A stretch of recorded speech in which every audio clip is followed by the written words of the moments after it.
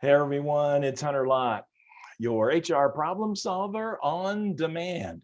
And this is take 5 from our series, What Were You Thinking?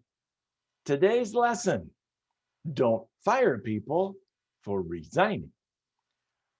Wow, Hunter, that doesn't make a whole lot of sense. Who would ever do that? Well, what's happened recently, a record number of people have quit their jobs. Employers are reassessing kind of their plans and where they're going and the talent they need on board. Employees are thinking about their relationships, including the one with their employer. And so I don't think it's unusual to see this bump. And there were a record number of people that quit their jobs recently. So I've been getting these questions from employers about notice.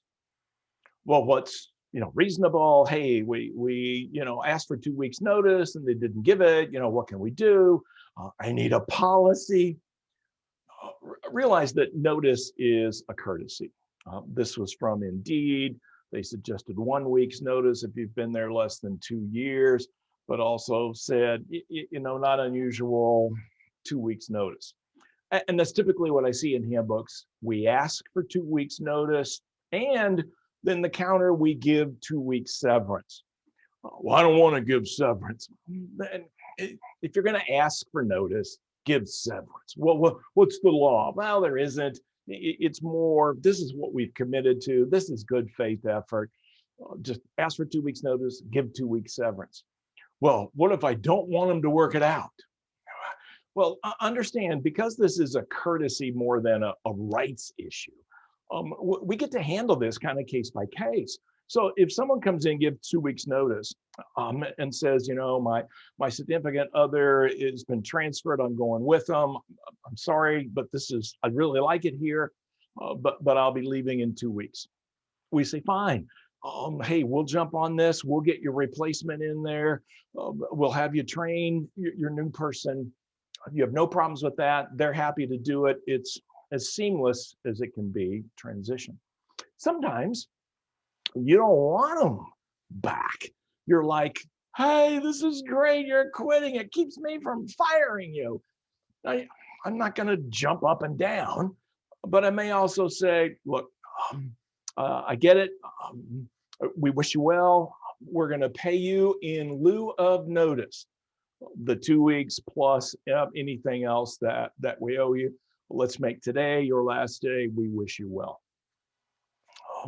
So by paying in lieu of notice, we keep that resignation voluntary. Don't fire people for resigning.